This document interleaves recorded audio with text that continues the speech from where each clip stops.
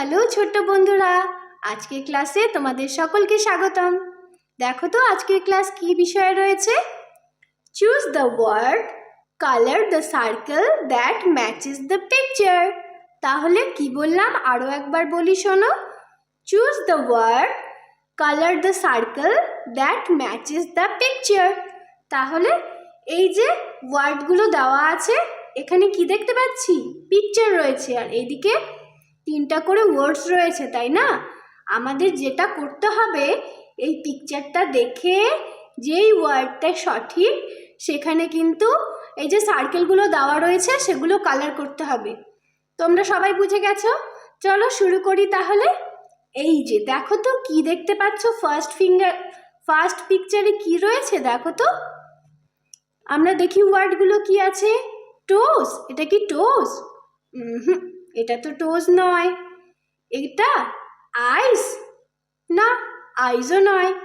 Fingers, একদম সঠিক। তাহলে এটাকে কি বলবো? এগুলোকে ফিঙ্গার্স, তাই না? এই যে ফিঙ্গার্স।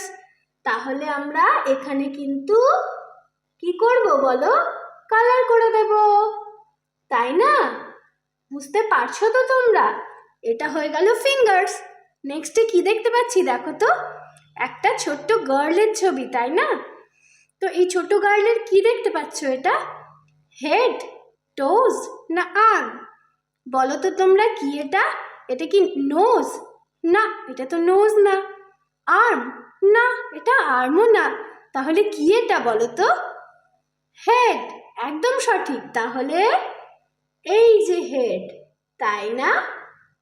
এই যে হেড, আমরা এখানে কালার করে দিলাম।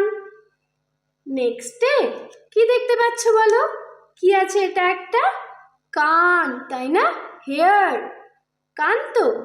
তাহলে এখানে কোনটা হেয়ার দেখো তো। এটা কি লেখা আছে? ফুট, ফিঙ্গার্স আর ইয়ার। এই তো পেয়ে গেছি ইয়ার। তাহলে এখানে কি করতে হবে বলো? রং করে দিতে হবে, তাই না? তারপরেরটাতে কি আছে দেখো তো। তোমরা তো চেনো এটা, তাই না? নোজ, তাই তো। দেখো এখানে নোজ খুঁজে বের করো।